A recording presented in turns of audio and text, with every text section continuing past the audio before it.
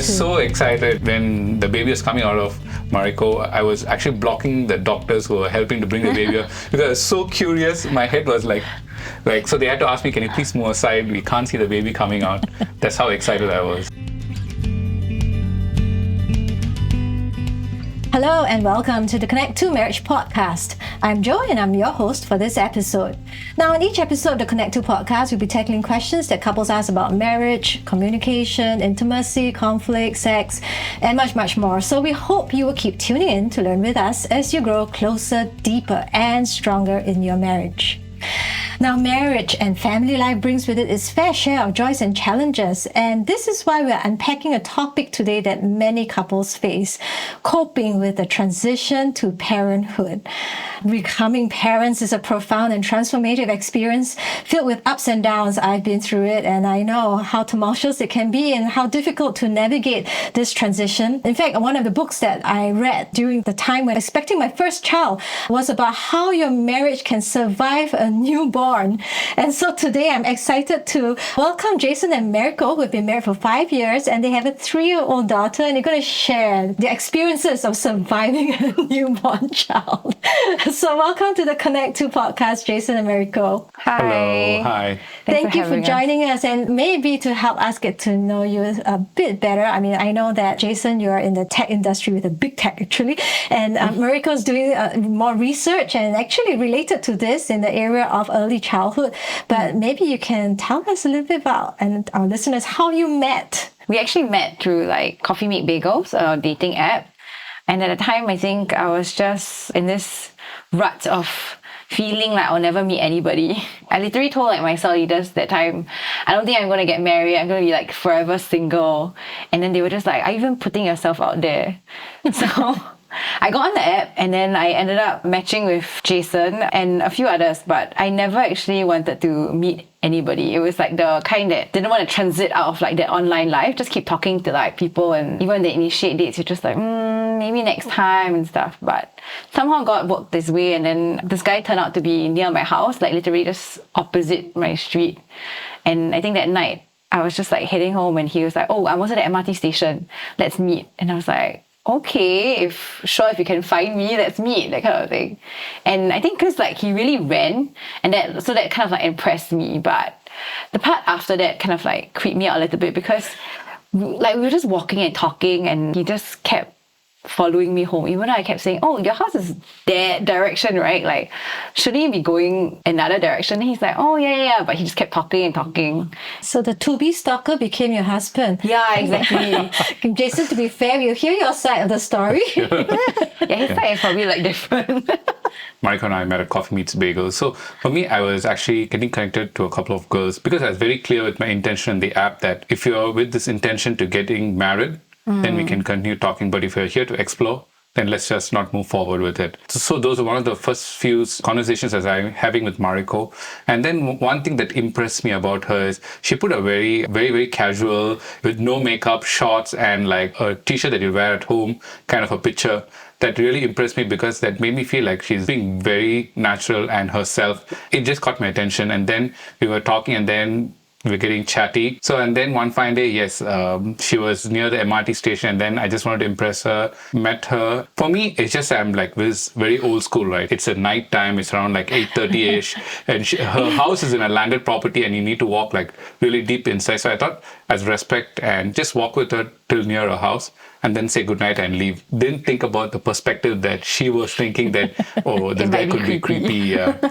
But yes, I think the following week I did ask her out our official date. We went to Botanic Gardens, had dinner, movie, and then I dropped her back home. And the rest is history. Yeah. I'm sure you might have caught maybe another podcast that we've done before about how people, get together through our online dating apps. It's a new thing, right? But it's actually here to stay, I believe. But today, back to our topic, transition to parenthood. And I mean, we talked about, the joys of parenthood as well as the challenges. Maybe we can start by just sharing what was your, greatest joy of becoming a, mom and dad for the first time, and at the same time, the greatest challenge that you had. I mean, for sure, the greatest joy was having the opportunity to become parents. I don't think at that point in time we really understood that. But now that we are trying for a second one and it's proving to be a little bit more difficult as compared to the first time, then we're really embracing the fact that we actually have that privilege to become parents. That was probably that unexpected privilege that we kind of landed ourselves in. But the challenge for sure is the transition. I mean, when I was pregnant, it was still, the same. Everything was, we still could go out whenever we wanted to, sleep whenever we wanted to. But then the moment that the baby came, it just felt so different. Suddenly your body is not yours. You have to breastfeed every few hours, and then at that time I was struggling with breastfeeding, so it's a whole new concept of having to attach somebody to myself and not having my true freedom also.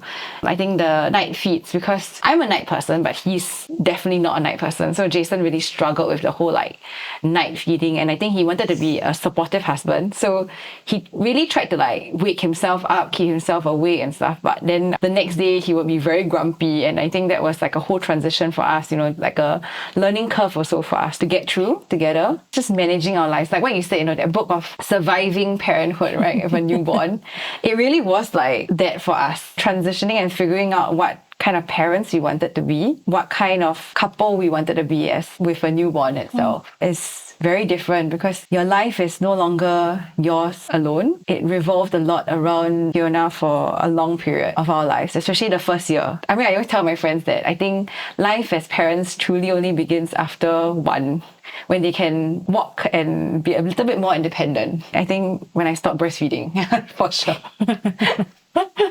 Okay, breastfeeding is not something you experienced. Yeah. But for me, I think I was very, very excited to become a parent, not knowing the full scope of what I'm going to enter myself into.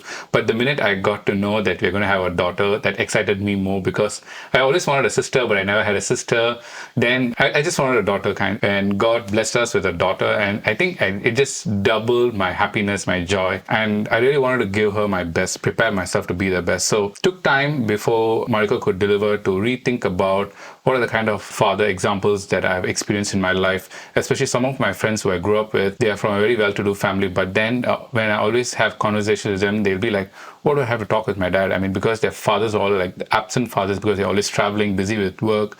So even having a meal with them is quite a struggle for them. What do you want me to talk? I mean, so all those things came in my head to make sure it's a good reminder to mold and prepare myself what I'm going to get myself into, and what is a father that I want to be for my daughter. So that's how I approached it. Super excited. And the first year was definitely a struggle for me, especially with sleep, because with work, I was trying to catch up with work, a lot of new projects I was trying to manage at that point in time. So it wasn't the easiest, but I guess the most crucial and the important aspect that I think we struck together is how we partnership together. She started with frustration, but then she molded herself into a kind of a teacher, trying to mentor me and trying to help me understand that how we need to partnership together to have a better and easier pace of life later on. So I think once I was able to look at things at a different perspective, right? I think we were on board to doing things together, how we part. Like the first year, whenever she pumps, I will wake up and I will feed my daughter while she pumps, so that both of us are awake at the same time and sleep at the same time, and we manage each other's energy also accordingly to that. Yeah, it was quite a journey, and for me, it was a struggle, but I enjoyed it. Yeah. It hasn't robbed you of the initial joy and excitement. Definitely not. I was so excited when the baby was coming out of Mariko. I was actually blocking the doctors who were helping to bring the baby up, because I was so curious. My head was so they had to ask me, can you please move aside? We can't see the baby coming out. That's how excited I was.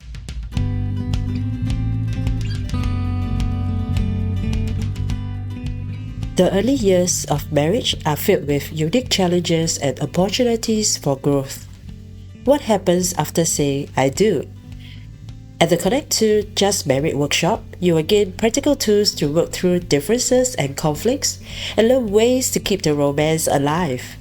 If you have been married for 5 years or less, this workshop is for you. Get more information at www.family.org.sg/C2JustMarried.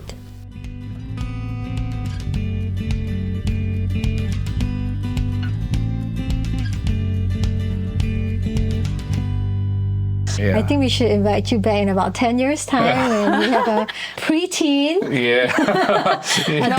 She's already got an attitude. She wants to imitate what Mariko does, like the way she behaves. She gets upset.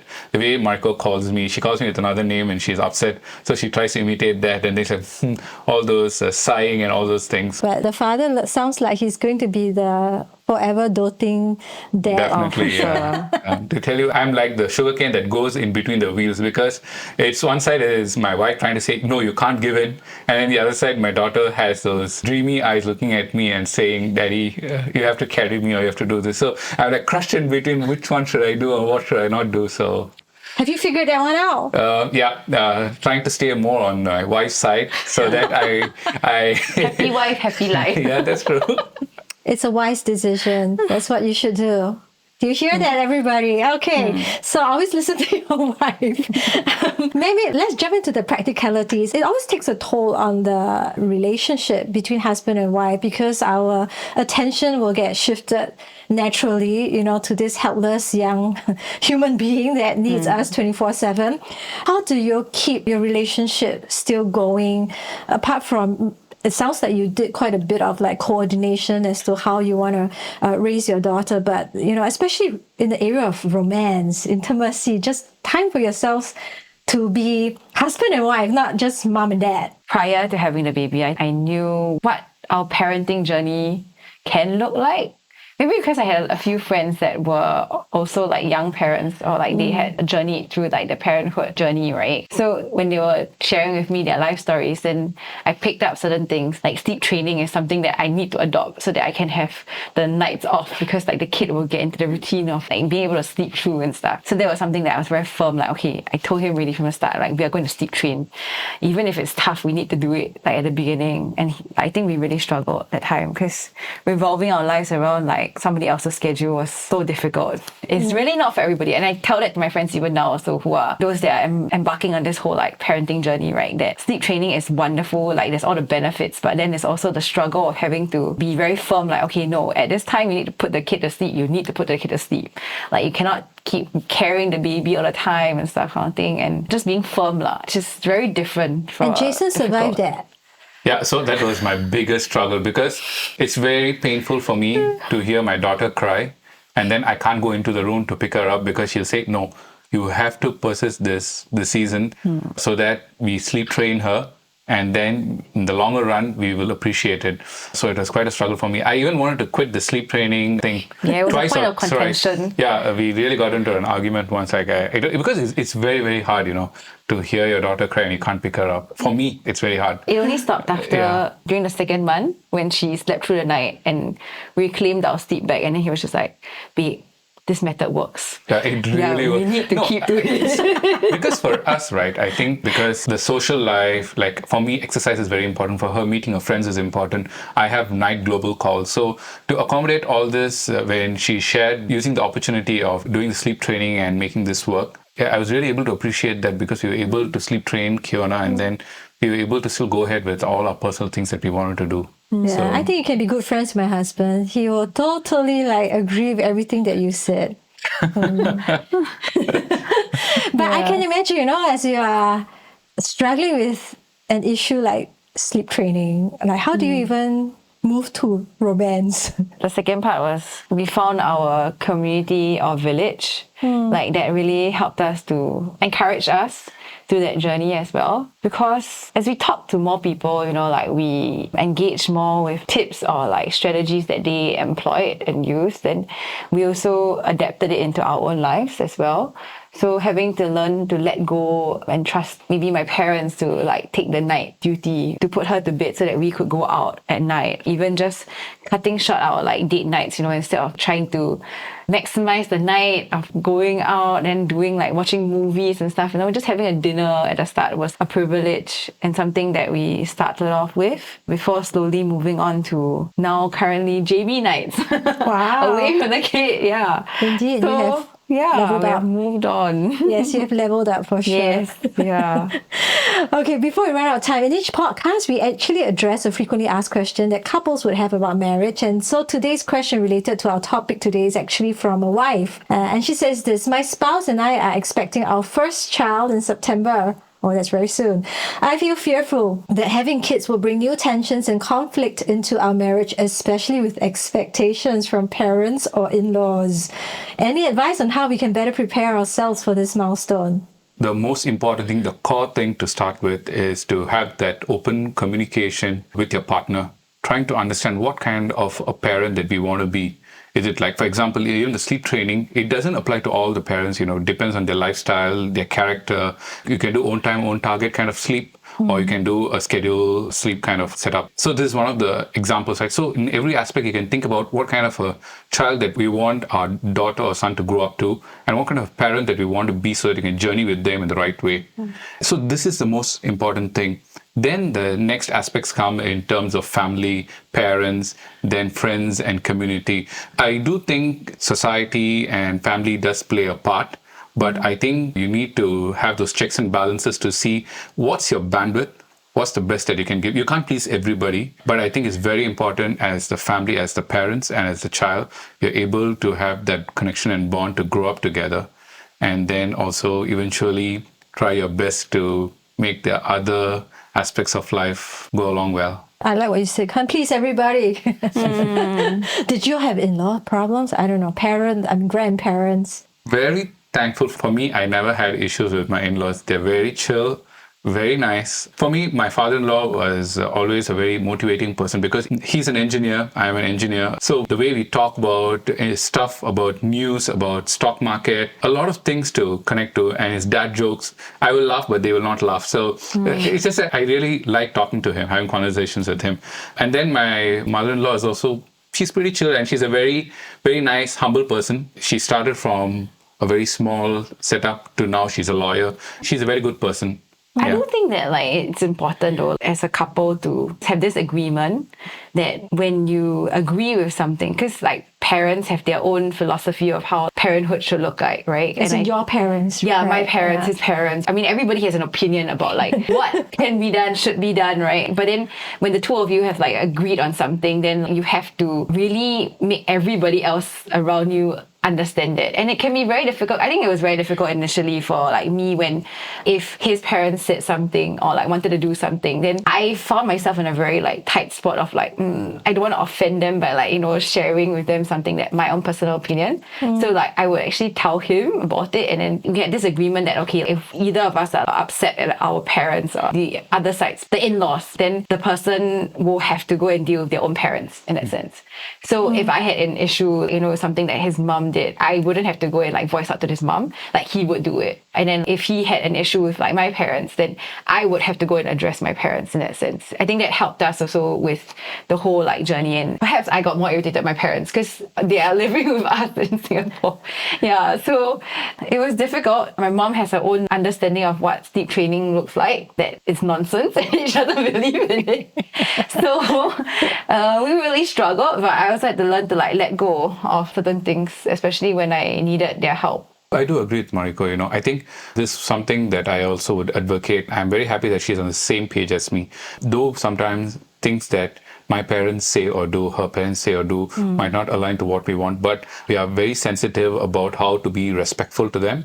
So we try to go to the right channels. So that we do not want to offend them. We still want to have a happy life, happy family. Also for Kiona to grow in a very happy environment. Yeah, and you feel less lonely also in this journey, because every time I watch movies about moms and parents, and then the wife is just struggling by herself, and then the husband just, why are you struggling? I'm also struggling by myself. Then that disconnect. Then I feel so terrible for that couple that has to go through a separation before both of them can understand each other. When you actually didn't have to have that. You try to relate more and then understand and communicate. If you're going to struggle, and you might as well struggle together. Yeah, exactly. Get into the same boat and drown together. Yes. Isn't that what marriage is about? Like, you're already in the same boat. So you have to plug in all the things. If not, then you will drown, right? It's true, it's true. Yeah, I think what you said is such a simple, basic, fundamental principle of marriage, but we often forget about how we need to just maintain unity, right? If we are firstly not even on the same page ourselves as husband and wife, we do need to get together and talk about how we can come to some form of agreement. And then after that, only when we are in agreement, then we can put up that united front to other people. That's right. Okay, this is great stuff. And before we go for today, do you have anything else, any last tip of encouragement or a really practical advice that helped you and your marriage to survive your newborn? Something that I would say is I was very insistent on date nights or time with her. It doesn't have to be a dinner time where we talk about our daughter Kiona, but it can just be like casual, simple conversations, meaningless conversations. But it's just that I just wanted to take everything out of my mind and I want to share with her. I want to be transparent with her so that she knows what I'm going through, what's going on in my mind, so that she also knows how she can support me in the next upcoming month or week with a newborn baby, or how to space her energy also accordingly. And I think communication is very, very key, because with that communication, we also know how we are going to go towards in life together. Because sometimes I think about something, but if I do not articulate it in the way, then I assume that she has to do it in a certain way, and it doesn't come out in that way. Then it just leads to disappointment, frustration. And I have experienced this, and I'm still journeying on this by myself to get myself on a better pace. And she even points it out. She said, see, this is what I'm trying to tell you. You are trying to ruin something before we even go for that event, or you're trying to go and meet someone. You need to be a little more careful about how you're trying to express yourself or what you want to say. So these are different things. But I think communication is key, and how you manage it with your partner. Yeah, keeping an open mind about each other's comments or like opinions. I guess that helps as well with this journey, because everybody feels it differently. Everybody has their own journey and own struggles as well, that the other partner might not really understand unless they take the time to listen. I love it how you guys have repeated the importance of communication many times just in our conversation today. And I take it that, with what you shared, it's not just allowing communication to happen spontaneously, but it's obvious that you guys have kind of pre-planned it, knowing what will come, what's ahead of you, especially when baby comes along and life gets turned upside down. And I think that's really, really critical. So I really hope that today, for all our listeners out there, there's something practical that you can take away, can take a leaf from some of the things that both Jason and Mariko have been through. In each podcast, we also end off with a couple challenge for our listeners to do and share with each other. So if you are listening to this with your spouse, you can do it right now. If not, you can share with your spouse what you've just heard and then do it with him or with her. But today, as we talk about the transition to parenthood, I'm sure we had dreams, goals for our family, for our marriage before we became parents. But now that you are going to become a parent, or you've already become a parent, maybe just recently, what are your new dreams as well as your new goals for your family, and maybe even for your marriage? It could be as simple as a date night, as what Jason has shared. Do share with each other, what are your dreams and goals for your family and marriage now that you are parents or are becoming parents? Well, that's all we have for now, and we hope you found today's episode helpful and encouraging. Do share this podcast with a friend who might also benefit from it. If you have been married for 5 years or less, we have what we call the Connect to Just Married workshop. And this newly launched program aims to equip couples with practical tips to strengthen your unique bond as you navigate the foundational phases of married life. So you can find out more about that at family.org.sg/C2, the letter C and the 2, number 2, Just Married. And you can find out more there. Once again, thank you for tuning in, and don't forget to take care of yourself and your spouse.